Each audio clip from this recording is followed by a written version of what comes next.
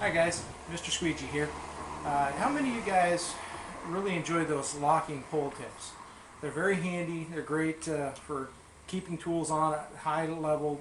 The worst thing is having a strip washer fall off on a third floor window. Mark did a nice job on his Tool Talk episode talking about the benefits of having a locking cone. But the problem is you either have to have an Unger pole or an Ettore pole to really utilize those locking tips. Well, not really. I really like the Garlic poles. They go up to 24 feet. They're internal locking. They're handy to have.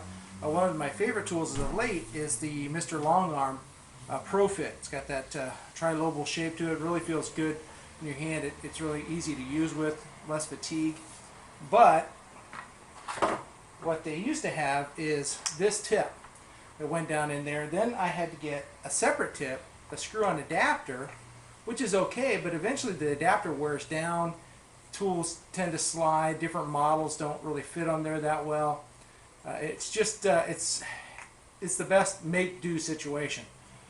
So I decided it was time to make this tip fit this pole.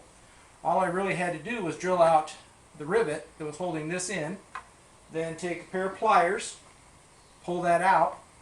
Once that's out, you just got a little bit of a black collar that you just kind of twist off, and then it's out of the way. Then what I did for this is the diameter on the inside is a little bit small to fit over this pole. And I thought I was going to have to kind of whittle away to make that fit.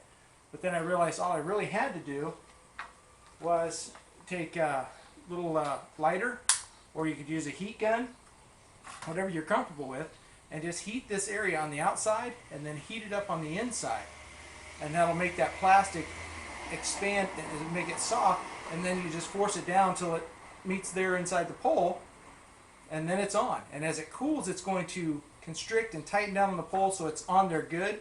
But just to make sure it doesn't twist in the future, I took my drill with a 5/32 bit, drilled it out, and I happened to have a riveter, and I was able to stick a rivet in there so it won't twist.